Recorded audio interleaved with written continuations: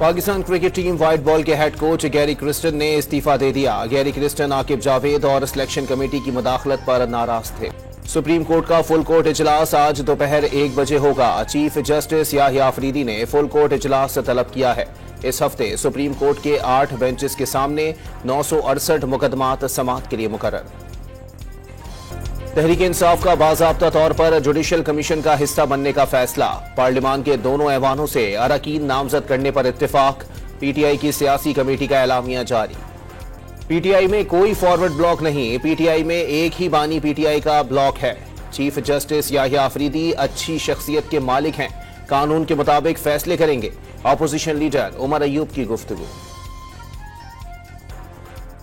वज़ीर आज़म शहबाज शरीफ और बिलावल भुट्टो का 27वीं आईनी तरमीम लाने पर भी इत्तेफाक। 26वीं आईनी तरमीम की खामियां और सूबाई हुकूक से मुताल्लिक खदशात को दूर किया जाएगा।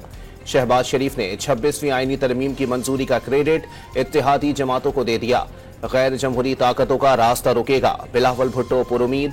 मौलाना फजलुर रहमान और MQM समेत दीगर सियासी जमातों को एतमाद में लेने का फैसला।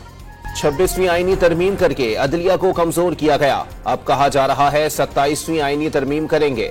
सियासी इस्तेहकाम ना होने से मुल्क का नुकसान हो रहा है। फवाद चौधरी का दावा। भारत से आने वाली आलूदा हवा से लाहौर के AQI में गैर मामूली इजाफा। दुनिया के आलूदा शहरों की फहरिस्त में आज फिर पहले नंबर पर। स्मोक बढ़ने पर लाहौर में आज स्कूलों में सुबह 9:15 बजे तदरीसी अमल शुरू हुआ। और इस्लामाबाद हाई कोर्ट ने MD-KT टेस्ट से मुताल्लिक दरखास्त पर मामला हल करने के लिए तजावीज़ तलब कर ली।